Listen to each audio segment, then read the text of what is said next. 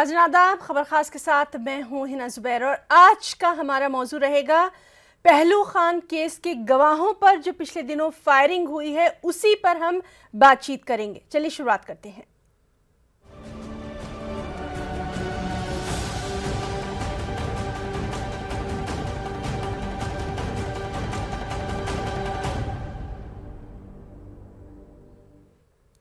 जी हाँ नाज़रीन, गुज़िश्ता दिनों पहलू खान केस के गवाहों यानी आरिफ और इरशाद समेत 6 अफराद पर उस वक्त फायरिंग की गई जब वो गवाही देने के लिए अदालत जा रहे थे। बगैर नंबर की एक SUV में सवार चंद नामालूम अफराद ने उन पर गोली चलाई और फरार हो गए। हालांकि मुतासरा लोगों ने इस मामले में SP से मुलाकात करके उन्हें सिक्योरिटी फराहम करने का मुतालबा किया, जिस पर SP ने उन्हें सिक्योरिटी देने की यकीन दहानी भी कराई है। गवाहों के तहफ़्फ़ुज़ को यकीनी बनाना केस को मंतकी अंजाम तक पहुँचाने के लिए बेहद अहम माना जाता है। अदलिया के लिए गवाह की हैसियत आँख और कान की सी है, और अगर किसी गवाह को डराया, धमकाया या मार दिया जाता है तो ये सिर्फ गवाह का नुकसान नहीं है बल्कि एक शहरी के आज़ादाना और मुनसिफाना ट्रायल के बुनियादी हुकूक को ज़िक पहुँचाना है, और इसी पर मबनी है हमारा आज का ये ख़ास प्रोग्राम। घर से 6:30 बजे चले थे गाड़ी में वहाँ से, और आज हमारी 29 तारीख की और पेशी थी, आज मतलब गवाही देनी थी हमें। तो वहाँ से हम अपने ऐसे जैसे और बारात हैं ऐसे आ रहे थे आराम से। आने के बाद में एकदम बैरोड वहाँ से मेरे हिसाब से 8-10 किलोमीटर होगा, और नीम राणे में एक पुलियासी को पार करते उतरते ही बाद में और एक होटल सी है बराबर में, और फिर वहाँ एकदम उन्होंने गाड़ी को, शिकार पे गाड़ी थी, उन्होंने रुकवाया, हमने नहीं रोका। ड्राइवर से बोला भाई गाड़ी को मत रोकना, और फिर उन्होंने गाड़ी की भोजड़ी के रोकते नहीं, ये है वो, चलते रहे। 1-2 मिनट में उन्होंने सारा काम हो गया। फिर उन्होंने थोड़ी सी आगे चल के फायरिंग करने के बाद में हमने इस ड्राइवर से बोला भाई गाड़ी किसी भी कीमत से वापस कर लें।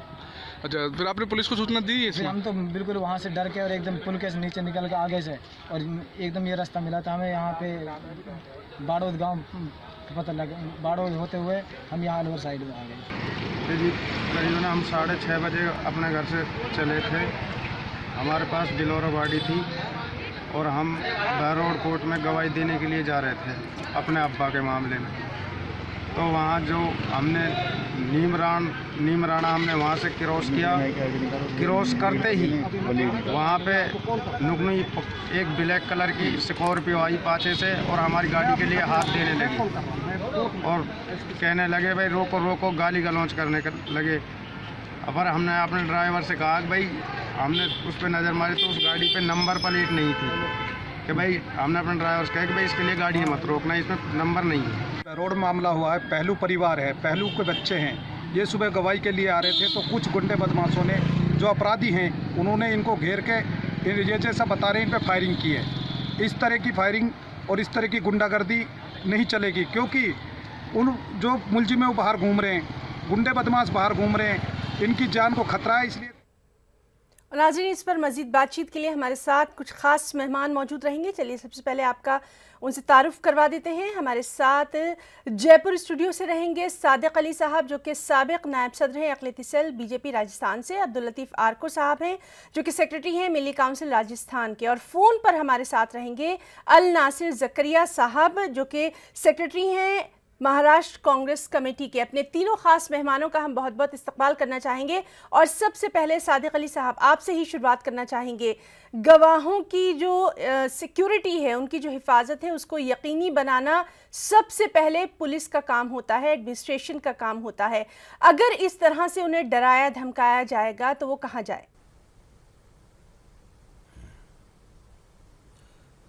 देखिए, गवाहों को कोई डराया धमकाया नहीं गया है, ये बिल्कुल एक झूठी खबर है। अगर जब उनके ऊपर किसी भी तरह का कोई भी हमला हुआ तो रास्ते में 6 थाने जो पहले पड़े, पुलिस चौकियां और थाने जो थे मौजूद, वहां उन्होंने जाकर रिपोर्ट दर्ज नहीं करवाकर, और जो उन्होंने बिल्कुल एक तय किया हुआ था कि हमें फला जगह जाकर ये सूचना या इत्तला देनी है, वहां जाकर दी। जबकि अगर उनके ऊपर कोई हमला हुआ था तो पहले जो रास्ते में सबसे पहले पुलिस चौकी या पुलिस थाना जो मौजूद था, वहां जाकर उन्होंने रिपोर्ट दर्ज क्यों नहीं करवाई? क्यों वो इस बात का इंतजार करते रहे कि हमें अपनी बिल्कुल सहूलत की जगह पे पहुंचना है और उसके बाद जाकर ये हमें झूठी जो भी है FIR दर्ज करवानी है। अगर वो सच्चे थे उसी वक्त मोबाइल करते आप कंट्रोल रूम में, क्यों कंट्रोल रूम में मोबाइल नहीं किया उन्होंने? तो यानी आपको ये सिर्फ सरकार को बदनाम करने की एक साजिश है। हाँ हाँ जी जी, अपनी बात रखिए आप। तो अगर ऐसी कोई बात थी तो मोबाइल सबके पास मौजूद है, पुलिस के हमारे कंट्रोल रूम के नंबर हमारे पास मौजूद हैं। हमें हम बाकायदा सरकार ये ऐड भी करती है कि आप किसी भी परेशानी में हो तो आप 100 नंबर पर कॉल करें, पुलिस आपके पास पहुंचेगी, जो भी है कंट्रोल रूम से जाब्ता पहुंचेगा आपके पास। तो अगर ऐसी बात थी तो क्यों इन्होंने ऐसा नहीं किया? चलिए ठीक है, और हमारे साथ फिर भी अगर कोई बात है तो सरकार पूरी तरह से इस बात के लिए आगे। हमारे साथ अब्दुल लतीफ आरको साहब भी हैं जो कि सेक्रेटरी हैं मिली काउंसिल राजस्थान से। अब्दुल लतीफ साहब, कहा यह जा रहा है कि ये तमाम चीज़ें जो हैं, जिस तरह से कहा गया कि हमारे ऊपर गोली चलाई गई, बगैर नंबर की गाड़ी थी, हमने रिपोर्ट भी करवाई, SP को भी इस बारे में बताया, ये तमाम चीज़ें जो हैं मनगढ़ंत हैं, क्या कहेंगे अब्दुल लतीफ साहब? देखिए, ये मनगढ़ंत नहीं हो सकती है। मेरा इस मामले में ये कहना है कि जो लोग इसको मनगढ़ंत बनाते हैं इन्हें कहीं ना कहीं सरकार से कोई लाभ है, और ये असच बात को भी मनगढ़ंत कहकर उसे कम और ख़त्म करना चाहते हैं।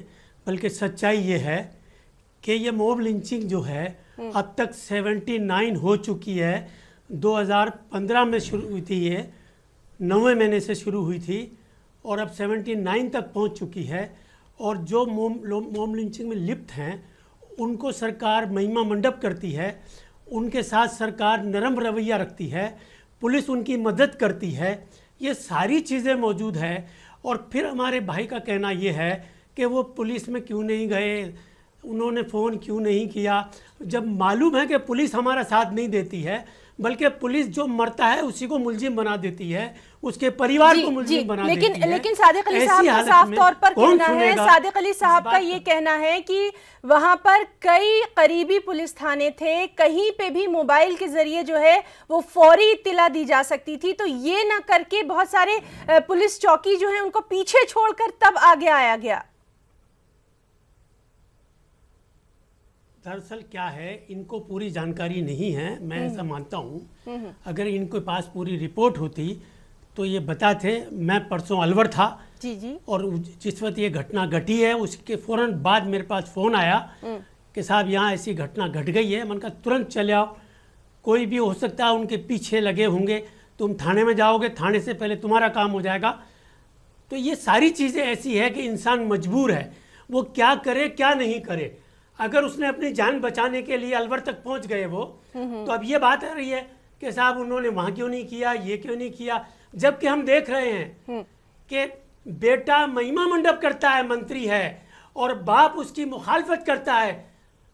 चलिए, हमारे साथ अल नासिर जकरिया साहब भी मौजूद हैं जो कि सेक्रेटरी हैं महाराष्ट्र कांग्रेस कमेटी के। जकरिया साहब, सबसे पहले आपका तज्जिया चाहेंगे इस पूरे वाक़े पर, क्या कुछ कहना चाहेंगे जिस तरह से पहलू खान एक अहम ये केस रहा है और अब इस केस से जुड़े जो गवाह हैं उनके ऊपर गोली चलाने की बात सामने आई है? अस्सलाम वालेकुम वरहमतुल्लाहि व बरकातुहू। हिना सिद्दीकी मैडम, जो आप सवाल उठा रहे हो वो बड़ा जायज सवाल है, क्योंकि पिछले कई सालों से ये नजर आ रहा है कि इसमें कहीं ना कहीं ओवर्ट और कोवर्ट तरीके से हुकूमत भी शामिल है। हुकूमत की खामोशी इस बात की दलील है कि ये जो फ्रिंज एलिमेंट नहीं है, ये part and parcel of the system है, ऑफ द गवर्नमेंट है और ऑफ द पार्टी है। ये RSS और BJP के जो भक्त लोग, ये जो इंसानियत का कत्ल कर रहे हैं, ये इनको गवर्नमेंट का, पुलिस का कोवर्ट सपोर्ट है, इसलिए ये सब हो रहा है। वरना जहां पर हुकूमत, पुलिस अगर अपना फेयर और जस्ट रवैया अपना है तो एक मासूम निहत्ते पर गोलियां बरसेंगी नहीं।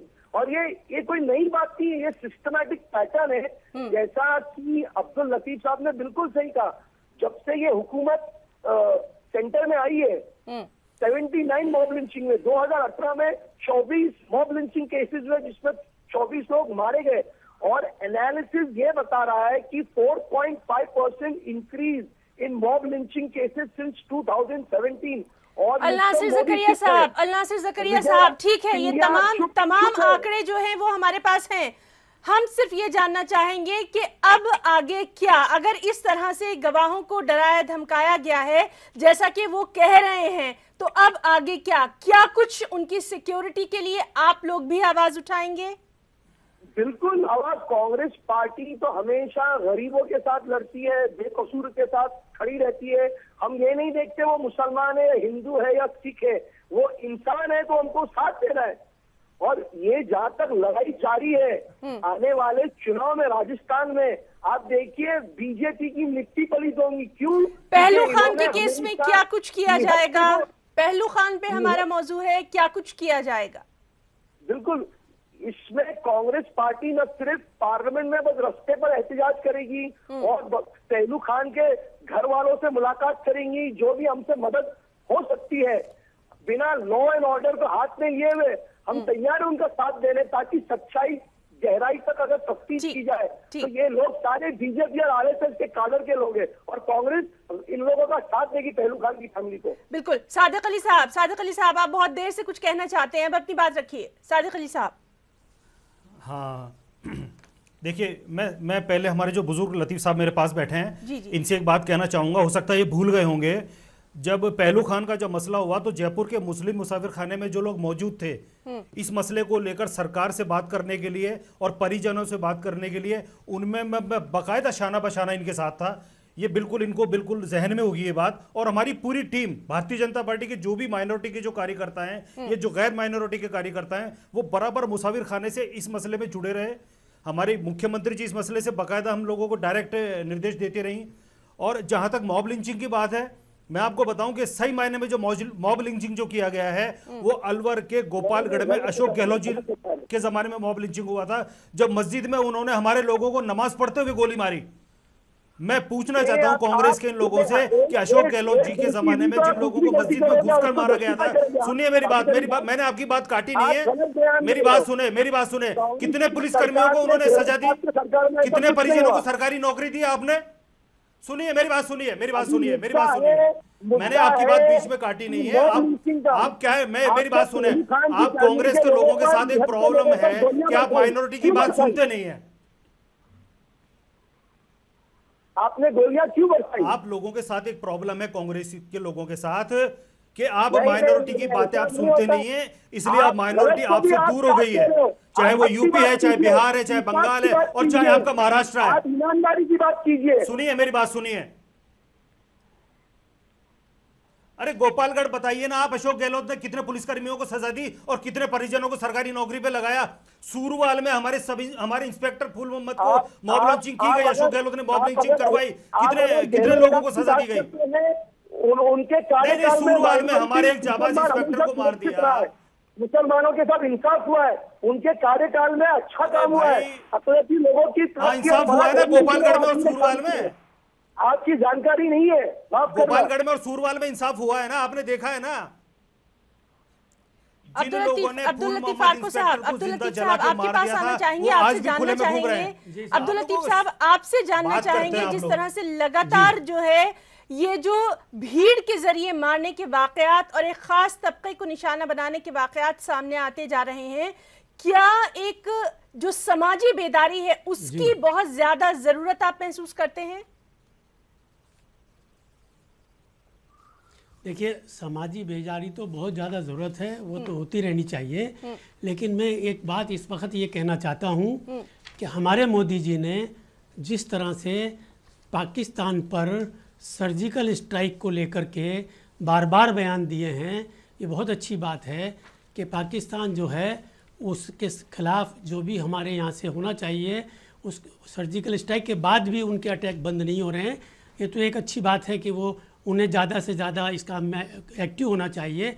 लेकिन हमारी यूपी की सरकार की तो नौबत यहाँ तक आ गई है कि अब वो हिंदुओं को भी मार रही है, उनको भी गोली मार रही है। अब्दुल लतीफ साहब, यहाँ हम पहलू खान की बात कर रहे हैं, तो पहलू खान केस से जुड़ी बात कर रहे हैं, जिस तरह से उनके गवाहों पर हमला किया गया है, उसको आगे ले जाने के लिए क्या कुछ किया जाएगा? मेरी बात पूरी होने दीजिए। देखिए, मेरी बात पूरी होने दीजिए। मैं ये कहना चाहता हूँ कि मुख्यमंत्री जी उसके घर जाते हैं, 27 लाख रुपए उनको देते हैं। इसके अलावा सीबीआई जांच की पर भरोसा दिलाते हैं। क्या राजस्थान में इतने मॉब लिंचिंग हो चुके, मुल्क में इतने मॉब लिंचिंग हो चुके, किसी को प्रॉपर क्लेम मिला? बल्कि उनकी महिमा मंडित होती है। सादिक साहब फौरी इसका जवाब चाहेंगे। चलिए सादिक साहब का जवाब सुन लेते हैं। राजसमंद के अंदर बिल्कुल उन्होंने ये किया। आपको आप देखिए, सुनिए मेरी बात, कौन सी जगह ऐसी है। अब जहां तक पहलू खां की बात है, तो पहलू खां के लिए मैं खुद उनके घर गया हूं और हमने बराबर 3-4 दिन लगातार कोशिश की है कि इनको क्लेम मिलना चाहिए, इनको मुआवजा लिए बगैर हम नहीं यहाँ से लाश उठाएंगे। लेकिन सरकार के ऊपर जू भी नहीं रहेंगी। किसी सरकारी अधिकारी ने कोई घोषणाएं नहीं की। सादिक साहब, सरकार ने सुना नहीं, इस केस में कुछ भी नहीं किया गया। सादिक अली साहब, चलिए सादिक अली साहब की बात सुन लेते हैं। और उसके घर तक गए। देखिए मैं बताऊं आपको, जहां तक सरकारी कंपनसेशन की बात है, तो अभी पिछले साल सितंबर में जो जयपुर में जो एक लड़का मारा गया था पुलिस फायरिंग में, बकायदा उसके परिवार को हम लोग साथ जाकर कंपनसेशन देकर आए हैं। उसमें आरको साहब भी मेरे साथ थे। कोई यहां पार्टीबाजी की बात नहीं है। जो भी कोई बेगुनाह मारा जाएगा, अगर सरकार या कलेक्टर अपने स्तर पर तय करते हैं कि उसको कंपनसेशन दिया जाना चाहिए तो दिया जाना चाहिए। और जहां तक सजा देने की बात है, तो सरकार कभी किसी मुलजिम को बचाएगी नहीं। हमारे गृह मंत्री इस मामले में बिल्कुल क्लियर कर चुके हैं। वो बेहद ईमानदार छवि के और निष्पक्ष आदमी है। ये पूरी कांग्रेस जानती है कि गुलाबचंद कटारिया या वसुंधरा राजे माइनॉरिटी के लिए किस दिल से काम करते हैं, और जब भी कोई ऐसी गलती करेगा उसको बकायदा सजा मिलेगी। यहाँ कोई हिंदू मुस्लिम का सवाल नहीं है। मगर आप उसको हिंदू मुस्लिम से जोड़ते हैं तो फिर आप गोपालगढ़ को भी जोड़िए, फिर आप फूल मोहम्मद को भी जोड़िए उस मसले से। अल्लाह ज़करिया साहब, आपसे जानना चाहेंगे, सरकार नाइंसाफी कर रही है।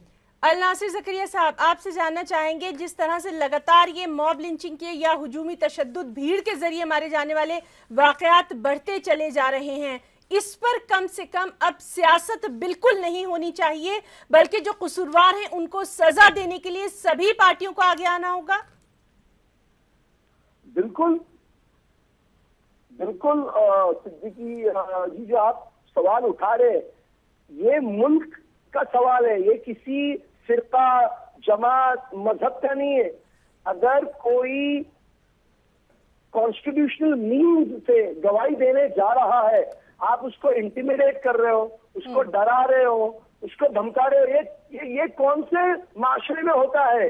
और जहां तक भारतीय जनता पार्टी की हुकूमत जिस रियासत में है, चाहे वो आसाम हो, राजस्थान हो, बिहार हो, कहीं भी आपने देखिए, इन्होंने हमेशा इंटिमिडेटिंग टैक्टिक्स का इस्तेमाल किया है और लोगों को डराया है। तो ये जो हो रहा है ये अच्छा नहीं है। और हम क्या इतिहास की बात करेंगे? आप क्या चाहते हैं इतिहास की बात करें? हम 47 में जो कांग्रेस ने जो मॉब लिंचिंग कराया है माइनॉरिटी का और मेजोरिटी का, उसकी बात करें हम? आप ये चाहते हैं? ये धोखा कर रहे हैं। आप सुन लीजिए, आपने सुनिए, आप सुनिए, आप लोग सुना करें। आप कांग्रेसी, आप माइनॉरिटी के बाद सुनिए, वरना अभी आप मुल्क से बिल्कुल आउट हो जाएंगे। आप पार्टी में मत लगाइए। आप लोग ने निहत्ते को साथ देना, उनका चोर कोतवाल को जाते, ऐसी तो आपकी हुकूमत। मेरी बात सुनो, अगर आप सुनोगे नहीं, तो महाराष्ट्र से तो आप आउट हो गए हो, आप पूरे मुल्क से आउट हो जाओगे। मुसलमानों के साथ नाइंसाफी क्यों कर रही है, ये सवाल उठता है, और ये जायज सवाल है। आपके पास कोई मंसूबे हैं मुसलमानों की फलाह बहबूदी के लिए?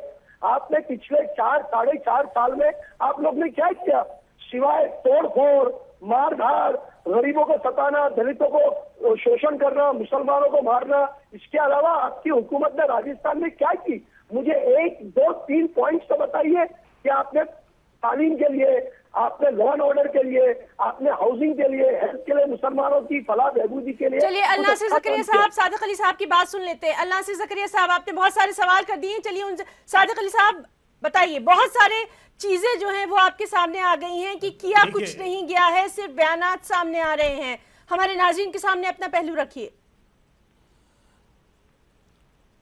देखिए, अगर आप इस मसले को कांग्रेस बीजेपी से जोड़ेंगे और माइनॉरिटी और मेजॉरिटी से जोड़ेंगे, तो मैं एक सवाल आपसे पूछना चाहता हूं कि कांग्रेस ने मुसलमानों को रोजा अफ्तार पार्टी के अलावा क्या दिया 70 साल में? अरे एक एनडीसी की नौकरी दे देते यार हमें, तो हमारे बच्चे अपने बच्चों को पाल लेते।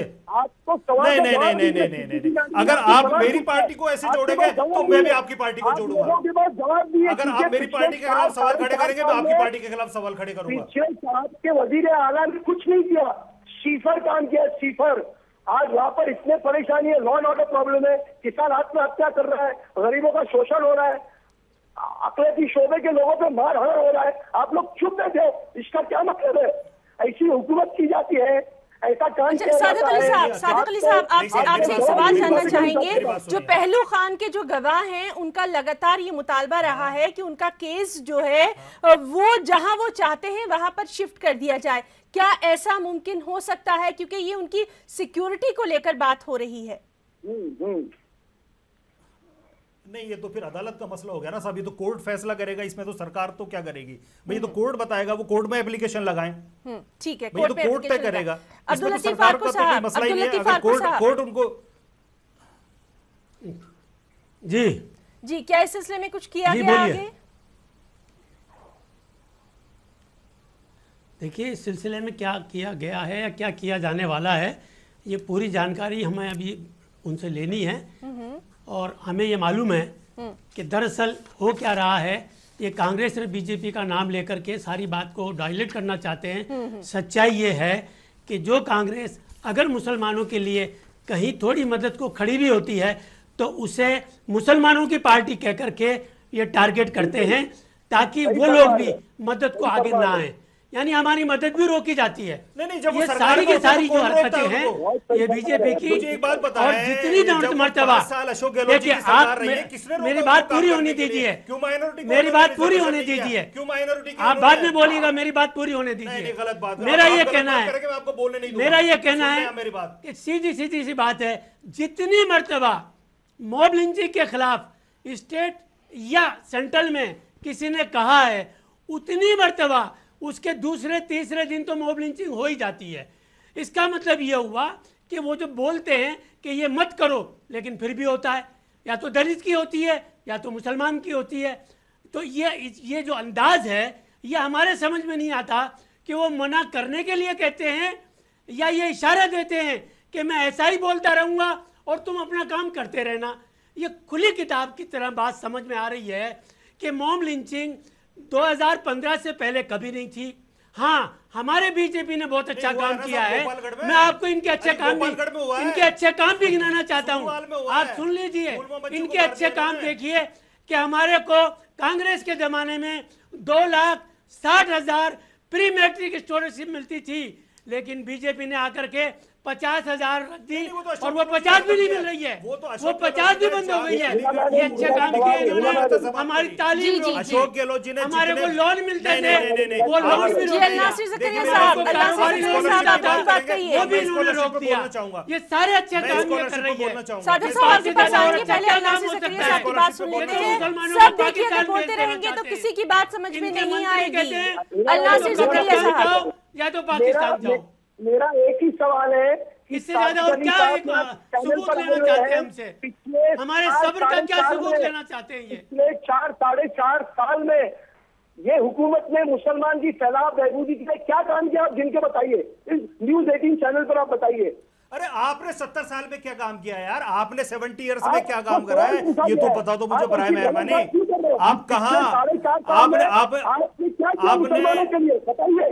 अरे रोजा अफ्तार पार्टी के लिए, रोजा अफ्तार पार्टी के अलावा आपने क्या दिया? हमें एलडीसी की नौकरी दे देते हैं आप। एक मुसलमान आज हमारे और आप साथ दे रहे। मनमोहन सिंह जी की सरकार लगातार 10 साल ठीक है, चूंकि वक्त की हमारे पास बहुत कमी है, तीनों अपने खास मेहमानों से बहुत मेरी ये मुअद्दिबाना गुजारिश है कि हम बात कर रहे हैं पहलू खान केस की। सादिक अली साहब, बहुत कम वक्त बचा है, हम सीधे सीधे आपसे ये जानना चाहेंगे, अब आगे इस केस के लिए क्या कुछ जो है वो किया जा सकता है ताकि कम से कम गवाहों की जान को खतरा ना हो? सादिक अली साहब, सबसे पहले देखिए, मैं बताऊं आपको, हमारे वजीर आजम हो या हमारी वजीर आला हो, वो बाकायदा इस बात के लिए कंडेम कर चुके हैं कि किसी तरह की कोई भीड़ हिंसा करेगी तो हम उससे सख्ती से निपटेंगे। ठीक है साहब। अब जब उन्होंने ये बात बोल दी है और जो गुनाहगार है उनके खिलाफ बाकायदा चार्जशीट पेश है, कोर्ट में मसला चल रहा है, उसके बाद भी अगर ये लोग इल्जाम लगाते हैं तो फिर ये इनकी गलती है, इसमें सरकार कहीं कोई पक्षकार नहीं है। ठीक, अब्दुल लतीफ फारूक साहब, अब्दुल लतीफ साहब, असली मुलजिम था, उसके नाम काट दिए गए। जी जी जी, मेरा ये कहना है कि जो भी मुलजिम थे इसमें असली, उनके नाम तो पहले ही काट दिए गए। नहीं कोई नाम नहीं काटा। फर्जी मुलजिमों को बनाया गया, उनकी भी जमानतें हो गई। और अब जब वो गवाही का नंबर आया और वो FIR नामजद है, नामजद FIR है, अब वो गवाही देने जा रहे हैं तो वही जिनके नाम है वो उनके ऊपर गोलियां चला रहे हैं। अब इससे बात साफ जाहिर होती है। हम तो ये डिमांड करते हैं कि तुरंत उनका केस ऐसी अदालत में किया जाए कि जहां उनकी जान को खतरा नहीं हो, वहां उनकी जान को पूरा खतरा बना हुआ है। इसलिए उनका केस बदलना चाहिए और सरकार से हम कहेंगे कि उनकी हिफाजत की जाए, उनकी पूरी हिफाजत की जाए। वो अगर मार देंगे, जब गवाही नहीं मिलेगी तो वो मुलजिम बच जाएंगे। अल्लाह से ज़करिया साहब, पकड़ के इस लिए तरह के जरूरी जो है। केसेस हैं इसमें गवाहों की सिक्योरिटी के लिए क्या कुछ किया जाना चाहिए? राजस्थान की हुकूमत ने वहाँ के एक एक बाशिंदे की हिफाजत करना उनका फर्जुल ऐन है। और जहाँ तक तहलूक खान का केस चल रहा है, उनके रिश्तेदार, दोस्त, अहबाब, पड़ोसियों की हिफाजत उस हुकूमत की जिम्मेदारी है। और अगर ये नहीं हुआ तो कांग्रेस सड़क पर उतर जाएगी और इनकी मट्टी पलीत कर देगी बीजेपी की। अरे सड़क पे अगर आप लोग उतरते तो आप लोगों की ये हालत नहीं होती जो आज हालत हो रही है। आप नहीं, सड़क पे आपने उतरिए तो सही। हमें तो यार इस बात का मलाल है 70 साल से कि आप सड़क पे उतरेंगे कब? इतना दम है कहाँ आप में सड़कों पे उतरने का? आप सड़कों पे उतरते तो आप लोगों की ये हालात नहीं होते। कोई बिल्कुल, मैं कह रहा हूँ आप में या आपके शीर्ष नेताओं में कोई शर्म है नहीं इस बात को लेके कि हमारी 5-5 नस्लों ने आपको वोट दिया। 1 नस्ल, 2 नस्ल, 3 नस्ल, 4 नस्ल, 5 नस्ल, क्या चाहते हो यार आप हमारे से? हमारा कुछ तो भला करो आप लोग। आपने आके गरीबों का, मजलूमों का खून किया, चूसा और निहत्ते लोग को आपने साथ नहीं दिया। आपने गुंडों को, ये सारे काम आपकी पार्टी ने किए हैं। को साथ दिया। ये सारे काम आपकी पार्टी ने किए हैं। और RSS, और अल्लाह कभी आप लोग को माफ नहीं करेगा। तो बहरहाल सबसे अहम बात यह है कि पहले तो इस तरह के जो केसेस हैं, जो हुजूमी तशद्दुद है, मॉब लिंचिंग के केसेस हैं, वो होने नहीं चाहिए। और अगर वो होते हैं तो फौरन कसूरवारों को सजा देने में देर नहीं करनी चाहिए। और खासतौर से जो भी गवाह हैं उनकी सिक्योरिटी को अव्वलीन तरजीह देना चाहिए। हम अपने तमाम तीनों खास मेहमानों का आज की इस डिबेट के लिए बहुत बहुत शुक्रिया अदा करना चाहेंगे। सादिक अली साहब आपका भी बहुत बहुत शुक्रिया, अब्दुल लतीफ आरको साहब आपका भी बहुत बहुत शुक्रिया और अल-नासिर ज़करिया साहब आपका भी बहुत बहुत शुक्रिया। और हमारी आज की इस खास पेशकश में फ़िलहाल इतना ही। हमारी पूरी टीम को इजाज़त दीजिए। आदाब।